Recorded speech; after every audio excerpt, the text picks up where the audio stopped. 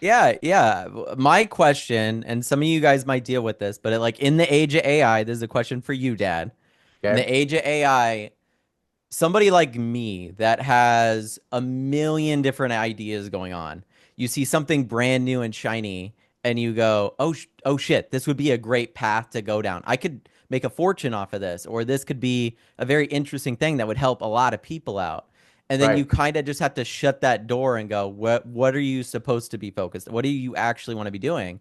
Because last night, right, I had this idea for something and I posted it in chat and I said, "Listen, Dad, this would be a great idea for you to do with AI." And I loved his response. He's like, "Not my path, not my journey. Thanks for posting that. Love ya." Um, and I once he said that, I immediately was like, "Dude, you just got me right back in check with what it is." But I thought that it would also benefit all of us if I asked this question here Sure. and went, as you have so many different things going on, and as AI like opens doors and closes other ones, how do you like stay focused on what you actually want to accomplish and achieve? So that's my question.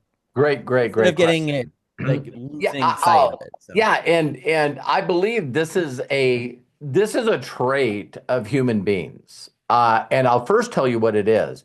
It's human beings love to be entertained and feel like they're moving forward without productivity. So I'll give you a neat example of something you brought up with Bob because I had the instant download. Is when you see all these people that are doing streams and they're playing a game, their goal is to have fun, enjoy the game, and they have a boss to kill or a level to knock out or whatever. I don't think that those streamers are doing different streams and teaching people how to play the fucking game. right. It's like basketball, right? Like it's always easy to go to sports and be like, Oh, it it's it not, yeah, really, really, really is. Because a person that wants to be an athlete needs to figure out are they a good pitcher? Are they a good catcher? Are they a good thrower?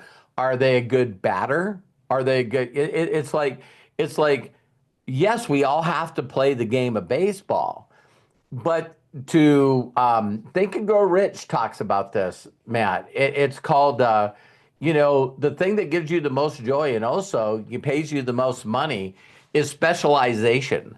So you got a doctor, a general doctor, right?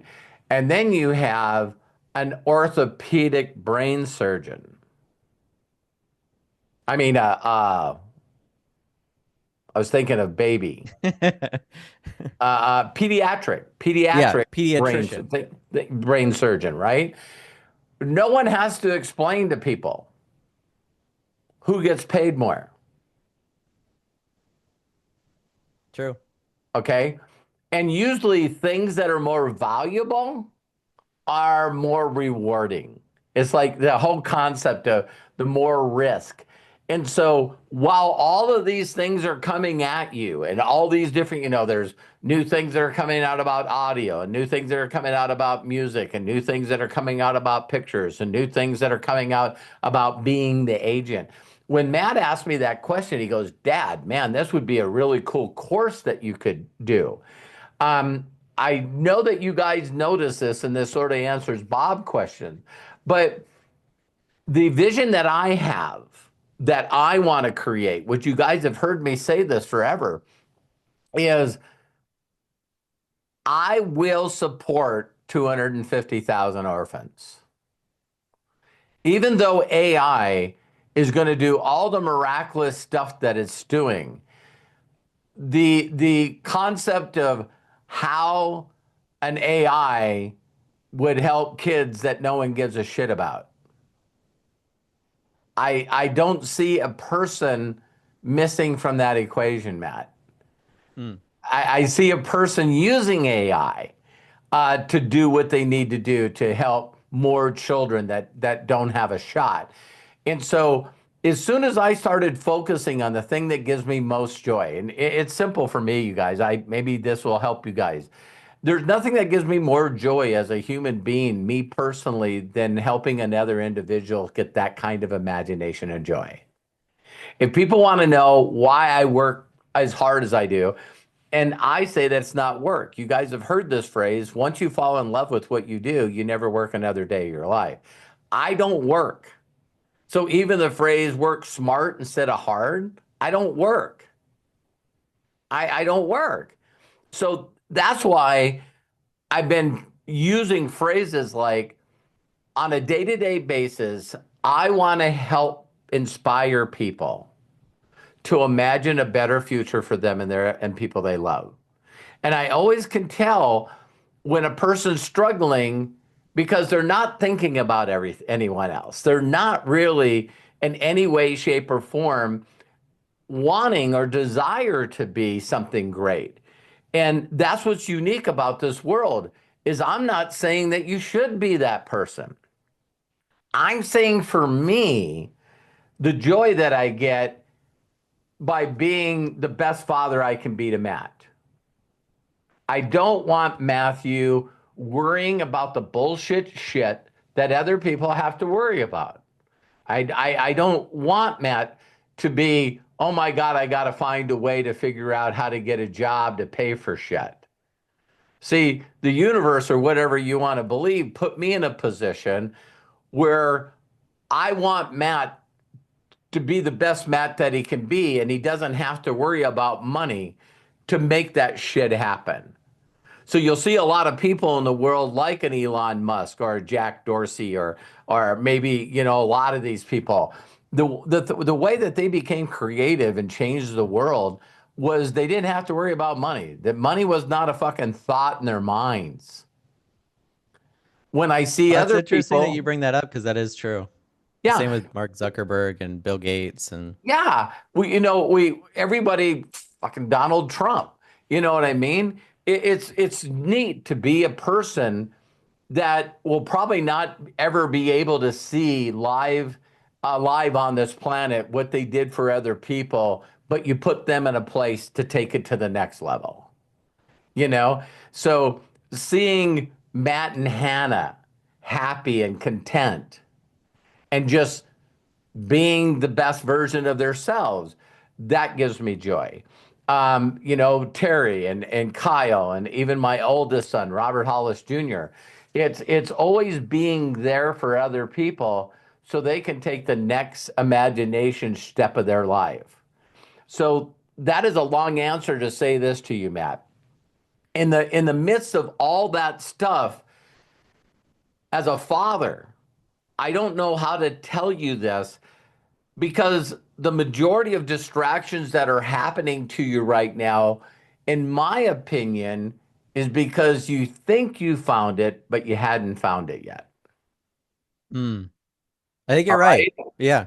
So you're looking at all these things and you have this imagination of what you're going to do with these things.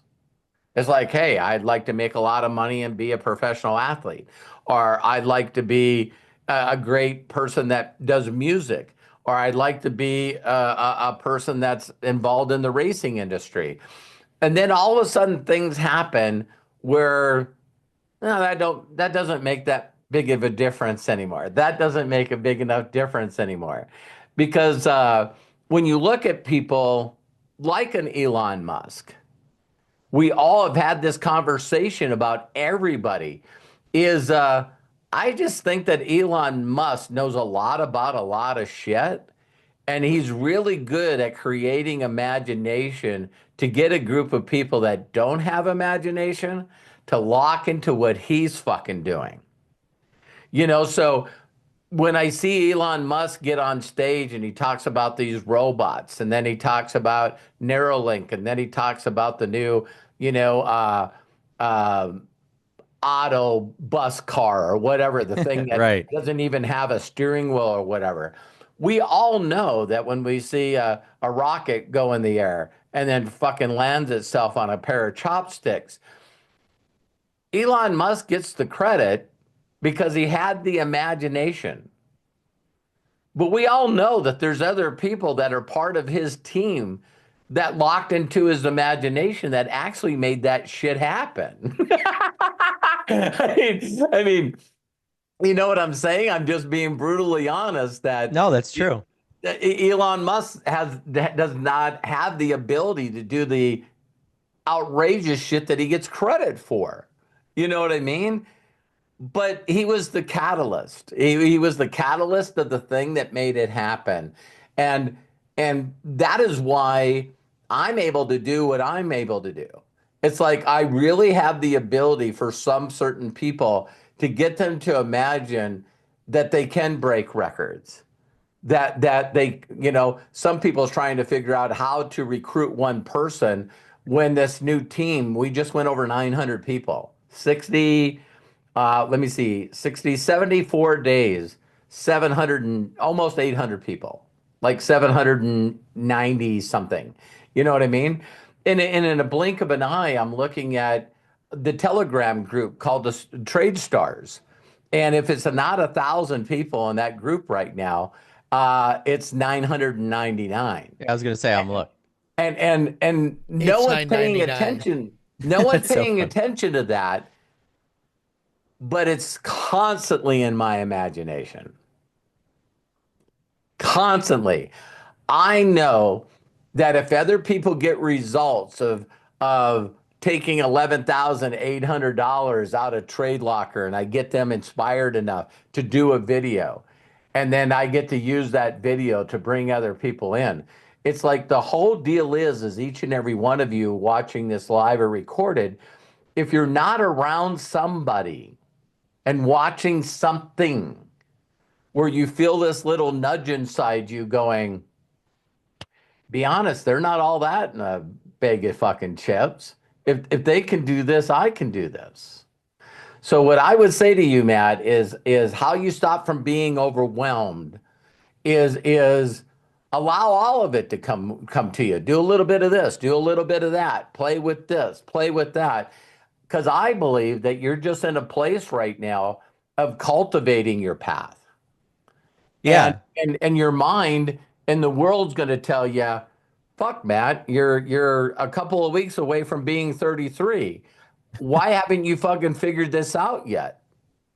Well, I Well, can I tell luckily I you, can get rid of that now because that didn't exist. So it helps. It helps with that. But right. So Lisa Marie, that's why I'm so proud of her. It's like when people are going through these thoughts and looking at these distractions and going, where do I focus? What do I do? And this guy's doing this and this guy's doing this, and maybe I'll add this. It's all still pushing the 20 little rocks on your table. It's still moving them all a little bit. You know what I mean? Until you go, wow, because man, I really truly believe all the things that you're talking about that you would like to get great at, that you're gonna attract the people that are gonna do that, or probably in conjunction with this, you're gonna get people that love AI enough to be able to create agents that do all this stuff. So Mhm. the one thing that I'll sign off with Elon Musk, when you talk to Elon Musk, he does understand shit. So that gives him a little bit of knowledge that someone's like not pulling wool over his fucking eyes. You know what I mean? So if I was going to start a race car team today, there's not too many people that could bullshit me.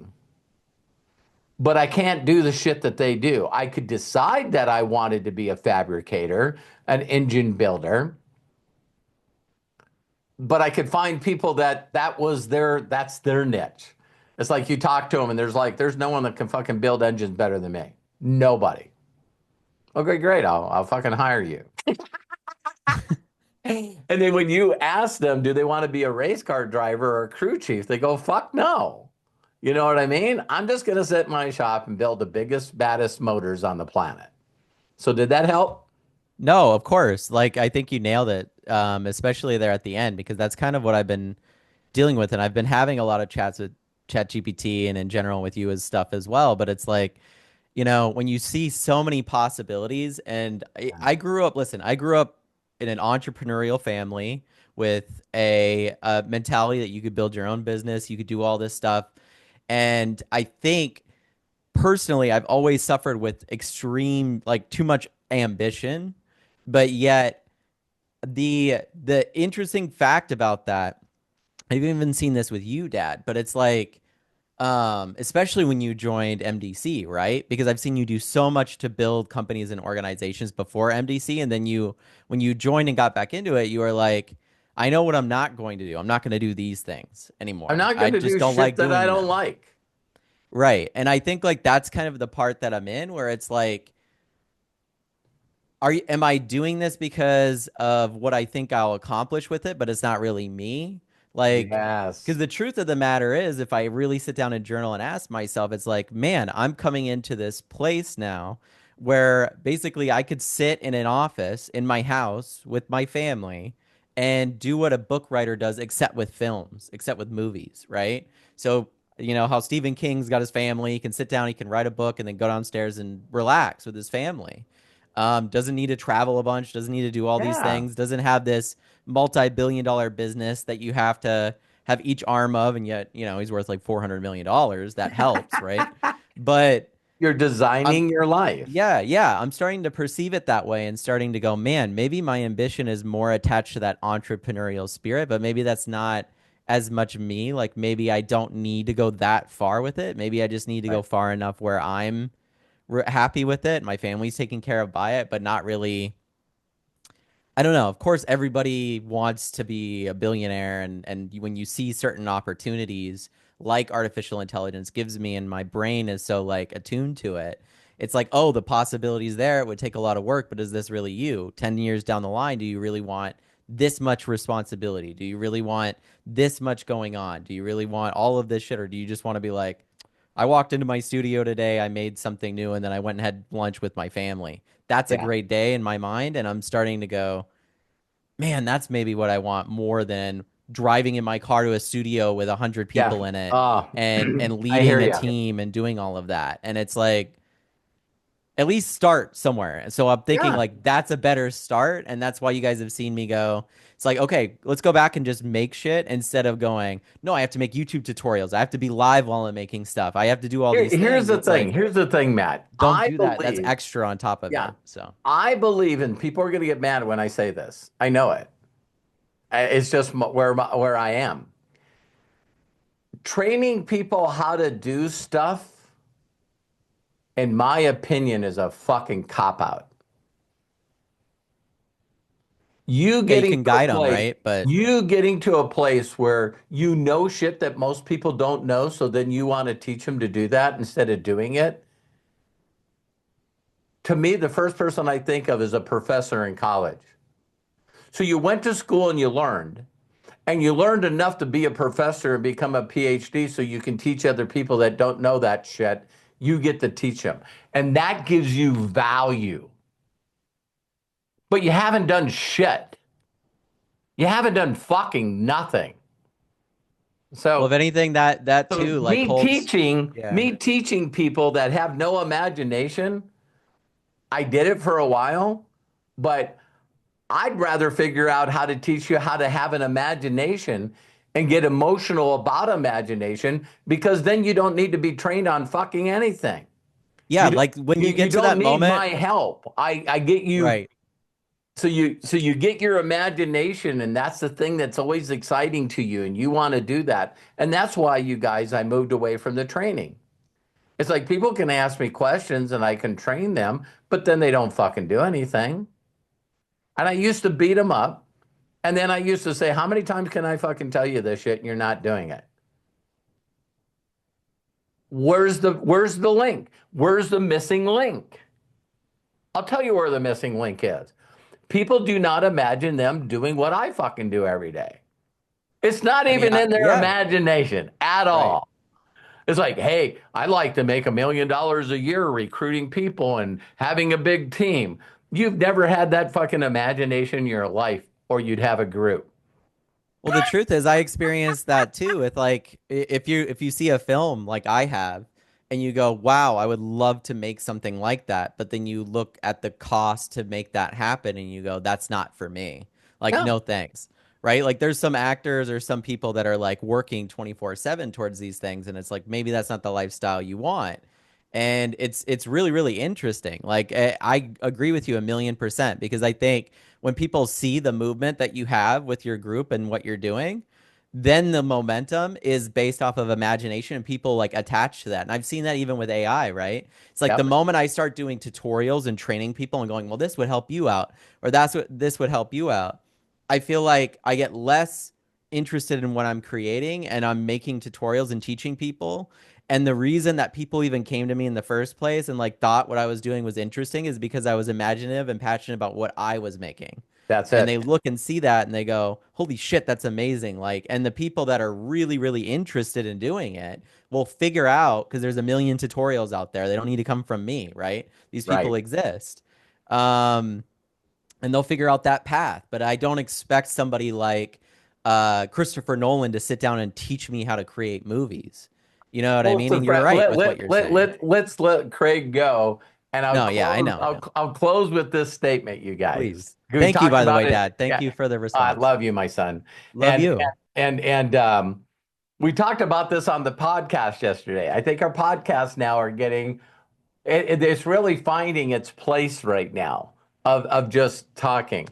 And you guys know Warren Buffett had a partner named Charlie Munger. And if you ever watch these guys communicate with each other, they were constantly saying they would be nothing without the other. I mean, I really don't know of a more better partnership, male, male, male, female, female, female. When I guess the Jerry Maguire, you complete me. You know what I mean? You have this magic thing that happens, right? And Charlie Munger said, I had this kid walk up to me and said, I want to be a multimillionaire. And Charlie Munger's response was, you're too young. And the kid said, yeah, but you became a millionaire in your teens. You know what I mean? You and Warren Buffett became millionaires, in your teenage years. And he goes, yeah, but we wasn't asking everyone how to become a millionaire. Now, Charlie Munger said one other thing after that. He said, that's not my story. Where I heard this was from Mozart. And Mozart said that a kid walked up to him, Tom will love this, that a kid walked up to him and said, I want to do a symphony. And Mozart said, you're too young. And he goes, yeah, but you did it when you were in your teens. And his response was, yeah, but I wasn't asking anybody how to do a symphony. So I know that this is going to sound very bizarre to you guys, but let this sink in and we'll go. If you're constantly asking people how to do shit, if you're constantly asking people, how do I do this? How do I do this? How do I do this? It's not your fucking thing. Because when you have imagination and you're emotionally in that imagination, you'll create it. You will attract the people and the resources to make it happen. Are you guys hearing me? When you guys look at the biggest people on the planet, they have literally thousands, if not tens of thousands, if not millions of people that don't know what they want. And those people help people that know what their imagination is. Those followers help them people get what they want. So I came to the conclusion that the more that I put my imagination out there, the more I would attract people that wanted to be a part of that imagination. And instead of me sitting around with a group of people trying to get them to do something. So the last thing I'll say here is you need to stop beating yourself up for not doing shit that doesn't excite you. You don't have to be a good seller. You don't need to be a good recruiter. You don't have to be an affiliate marketer or a network marketer. You don't need to be an influencer, a brander. You don't need to be anything other than the thing that gives you unbelievable excitement and imagination. How many of you guys have watched someone light up like a light bulb? You can see them buzzing because they're so tapped in to their vibration and frequency. And then you find out what's doing it, and you're going, ah, let me close today with this. Craig, you're about ready to go perform. Sorry we kept you too long. Can I ask you what you get paid per performance? Nothing. What a fucking idiot. Why would you put that much effort and time into something that doesn't pay you? That sounds stupid to me. Because of how I feel, because I want to do it, because it gives me joy and gives me pleasure, and it gives me such a great feeling. So I know you're going to knock it out of the park. All my hair is standing up. Craig, Yeah, this close is a great out. AMA. What a great way to end it, man. Oh my gosh, yes. Thank you.